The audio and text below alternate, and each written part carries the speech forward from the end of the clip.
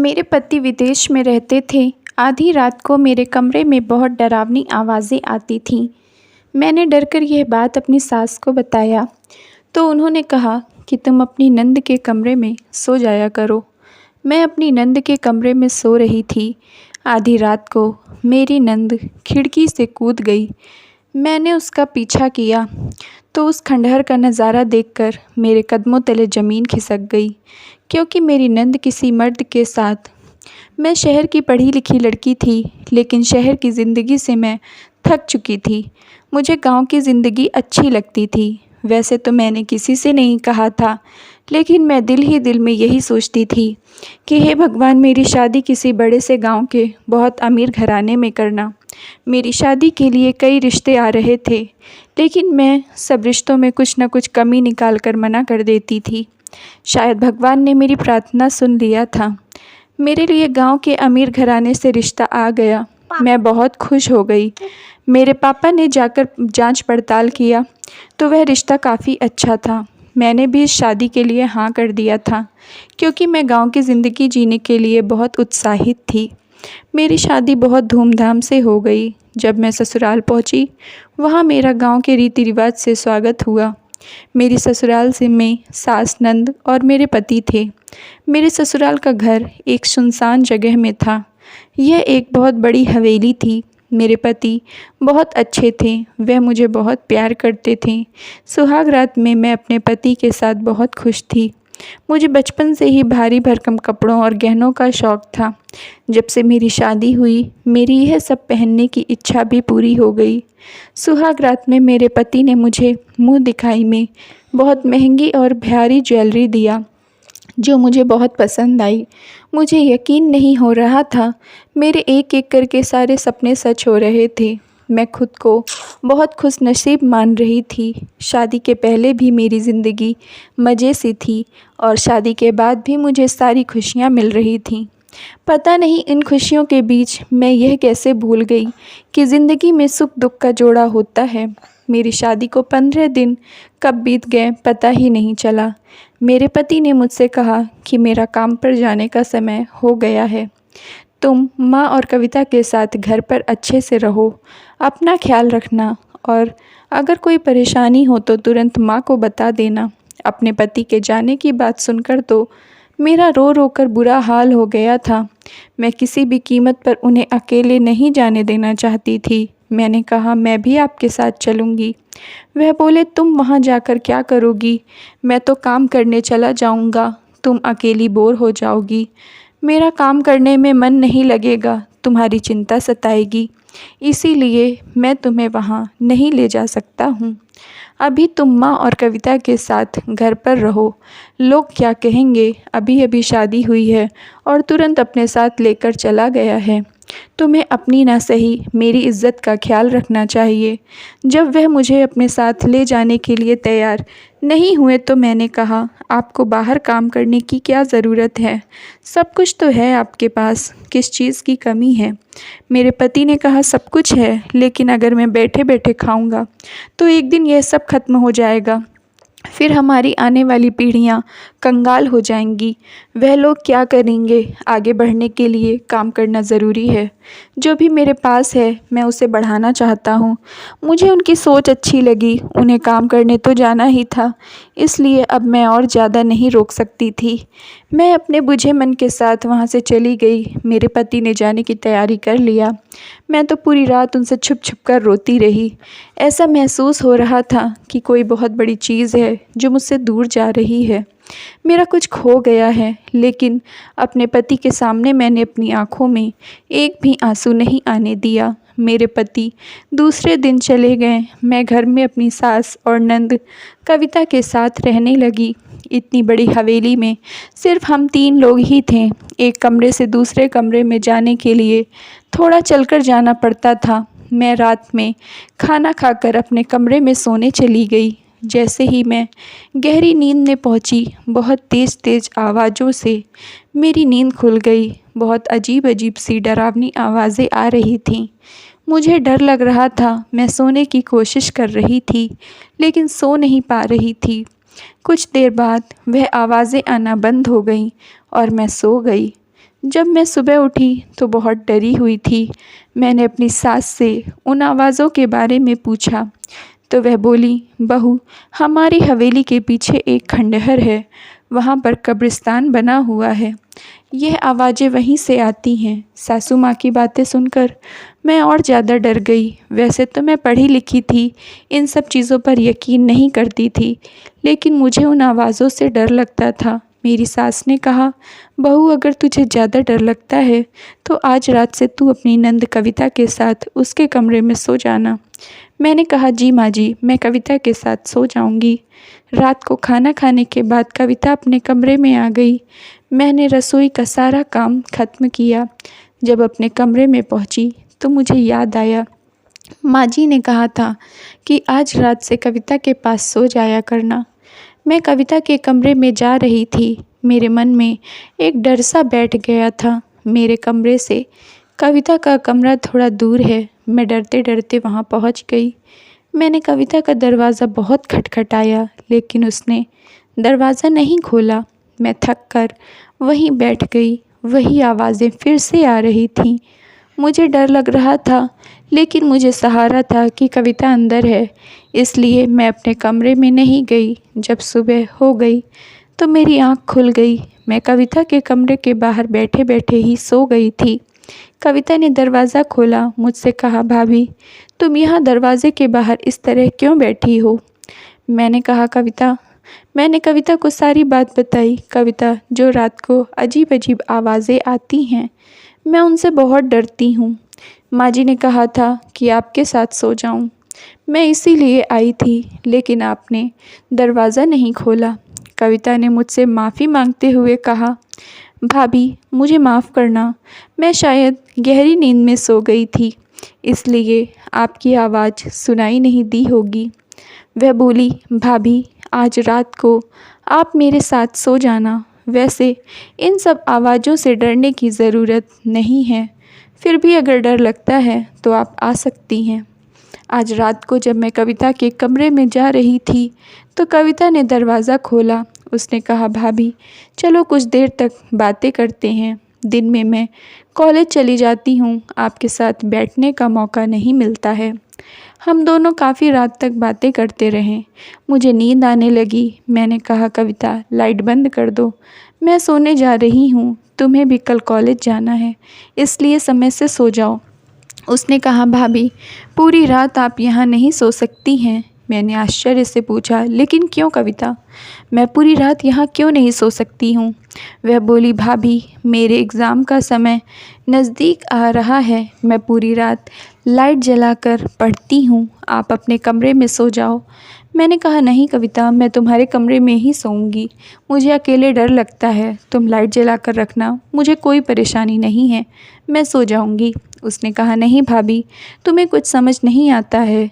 कोई अपनी नंद के कमरे में नहीं सोता है। मुझे कविता की बातों से गुस्सा आ रहा था। वह बार बार मुझे अपने कमरे से जाने के लिए बोल रही थी। मैं भी गुस्से में उसके कमरे से बाहर अपने कमरे में आ गई। आज मैंने सोच लिया था कि मैं कविता के कमरे में सोने नहीं जाऊंगी। मैंने सारी रात डर कर सवेरा किया। दूसरे दिन जब यह बात मैंने अपनी सास को बताई तो मेरी सास ने कविता को डांट लगाई और कहा कि आज से जब तक तेरे भैया विदेश से नहीं आ रहे हैं, तेरी भाभी तेरे कमरे में तेरे साथ सोएगी। उसने कहा, ठीक है माँ, और मेरी तरफ गुस्से से देखकर चली गई। रात हुई तो मैं सोच रही थी क्या करूं, कविता के कमरे में सोने जाऊं या नहीं, लेकिन माँ ने भी उससे कह दिया था और डर डर कर यहाँ जागने से अच्छा है कि कविता के पास चली जाती हूँ। मैं उसके कमरे में चली गई। दरवाज़ा खुला था। मैंने कविता से कुछ नहीं कहा। मैं जाकर लेट गई और सो गई। रात करीब 1 बजे थे। कविता ने मुझे जगाया, भाभी, मुझे प्यास लगी है, पानी लेकर आओ।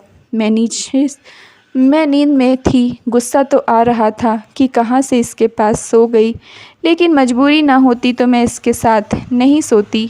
मैं उठकर किचन पानी लेने चली गई। जब वापस आई तो कमरे का दरवाज़ा अंदर से बंद था। मैंने दरवाज़ा खटखटाया, लेकिन दरवाज़ा नहीं खुला।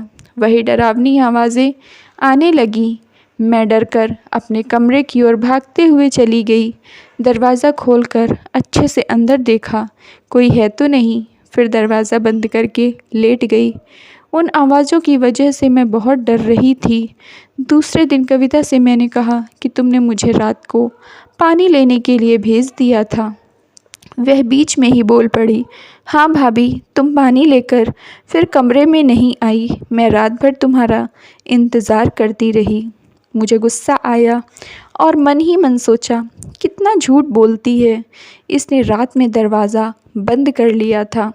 मैंने रात में इसका दरवाज़ा कितना खटखटाया, लेकिन इसने नहीं खोला था। मेरी नंद जितनी तेज़ थी उससे कहीं ज़्यादा मैं तेज़ थी। आज रात को कविता के कमरे में सोने से पहले मैंने एक जग पानी भरकर पहले ही रख लिया था। मैंने कविता से कहा, यह पानी रखा है, जब प्यास लगेगी उठकर पी लेना। मुझे रात को नींद आती है, इसलिए मुझे मत जगाना।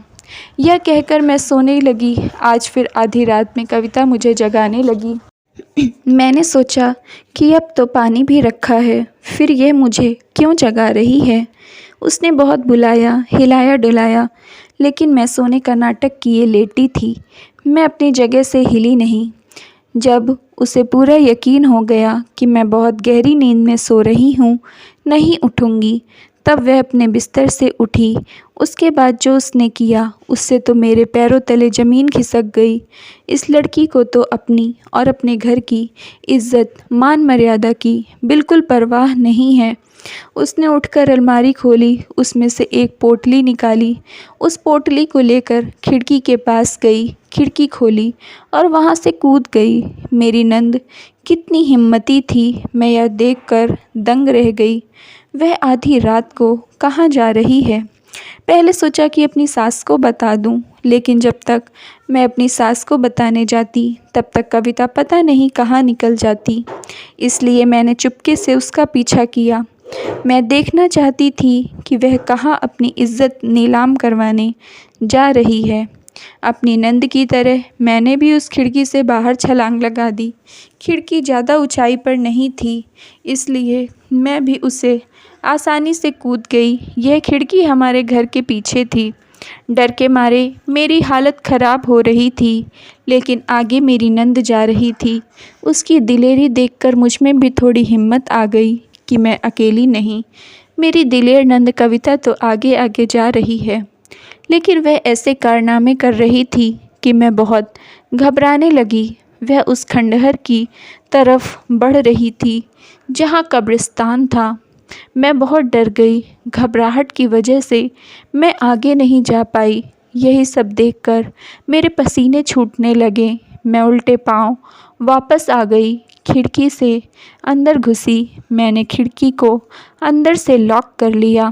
वह डरावनी आवाज़ें आना शुरू हो गई थीं। मैं कविता के बारे में सोच रही थी, वह क्या कर रही थी उस डरावनी जगह, आधी रात को किस लिए गई थी। यही सब बातें मेरे दिमाग में चल रही थी। सोचा कि अपनी सास को बताती हूँ कि उनकी बेटी उनके पीठ पीछे पूरी रात क्या गुल खिलाती है, लेकिन सोचा पहले पूरी सच्चाई तो जान लूँ। अगर मैं कुछ बुरा भला कहूँगी तो मेरी सास का दिल दुखेगा। सवेरा होने वाला था, तब तक किसी के खिड़की हिलाने की आवाज़ आने लगी। कविता ज़ोर ज़ोर से खिड़की को खटखटा रही थी और कह रही थी, भाभी खोलो, जल्दी खोलो, खिड़की क्यों बंद कर लिया, मैं बाहर हूँ। मैंने अंदर से कहा कि खिड़की तभी खुलेगी जब तुम मुझे यह बताओगी कि तुम आधी रात को उस खंडहर में क्या करने गई थी। उसने कहा, भाभी अपने काम से काम रखो, जल्दी खिड़की खोलो। मैंने कहा, तुम सच बताओगी तभी खिड़की खुलेगी। उसने कहा, हाँ ठीक है, बताती हूँ, जल्दी खिड़की खोलो। मैंने खिड़की खोल दिया। उसके हाथ में वही पोटली थी। वह पोटली लेकर अपनी अलमारी की ओर बढ़ी। मैंने कहा, कविता मुझे जल्दी बताओ, यह सब क्या चल रहा है। उसने मेरी बात को अनसुना किया तो मैंने उसका हाथ पकड़कर कहा, तुम मुझे बता रही हो या मैं अभी माँ जी को बुलाऊं। माँ जी का नाम सुनते ही कविता घबरा गई। उसने कहा, नहीं भाभी, माँ को मत बताना कि मैं आधी रात को घर के बाहर गई थी, वरना वह मुझे गलत समझेंगी। इसके बाद कविता ने मुझे अपनी ज़िंदगी की घटना बताई, जिसे सुनकर मेरे होश ही उड़ गए। कविता ने बताया कि भाभी, जब मेरा मेडिकल कॉलेज में एडमिशन हुआ तो मैं किसी को नहीं जानती थी कि कौन अच्छा है कौन बुरा है। मेरी कुछ सहेलियों ने मेरी मुलाकात एक लड़के से करवाया। वह गांव के जमींदार का लड़का था। वह अक्सर मुझसे अपने नोट्स बनवाता था। मैं उसके नोट्स बना दिया करती थी। एक दोस्त के नाते उसकी मदद कर दिया करती थी। एक दिन उसने कहा, कविता, तुम मेरा इतना काम कर देती हो, मैं तुम्हें आज एक होटल में खाना खिलाने ले चलता हूँ। मैंने उसे मना किया तो वह ज़बरदस्ती करने लगा। मैंने कहा, ठीक है, जिस होटल में मैं कहूँगी तुम मुझे वहीं ले चलना।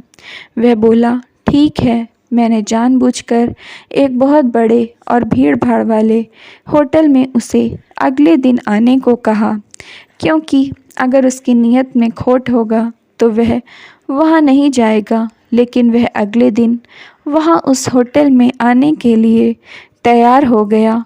वह एक बहुत बड़ा होटल था। जब हम दोनों होटल गए तो वह पूरा भरा था। उसने कहा, कविता, चलो सेकंड फ्लोर पर चलते हैं। हम दोनों सेकंड फ्लोर पर चले गए।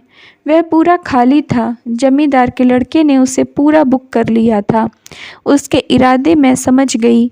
वह भूखे भेड़िए की तरह मेरे ऊपर झपट रहा था। कह रहा था कि वह इस दिन का बहुत दिनों से इंतज़ार कर रहा है। आज वह मुझे नहीं छोड़ेगा। तभी पता नहीं कहाँ से ऋषि फरिश्ता बनकर आ गया। उसने मुझे उस लड़के के चंगुल से आज़ाद करवाया। ऋषि मेरे ही कॉलेज में पढ़ता था। उसे पता था कि जमींदार के बेटे की नीयत ठीक नहीं है, इसलिए उसने हमारा पीछा किया था। इस घटना के बाद जमींदार का लड़का ऋषि का दुश्मन बन गया। वह उससे बदला लेना चाहता था, कॉलेज से निकलवाना चाहता था। जब प्रोफेसर ने ऋषि को एक कंकाल तंत्र लाने के लिए कहा तो जमींदार के लड़के ने अपनी ताकत लगा दिया कि उसे कहीं भी मानव कंकाल ना मिले। हमारे घर के पीछे कब्रिस्तान है, इसलिए मैं कंकाल देकर ऋषि की मदद करना चाहती हूँ। वह एक अच्छा लड़का है, मैं उसे प्यार करती हूँ।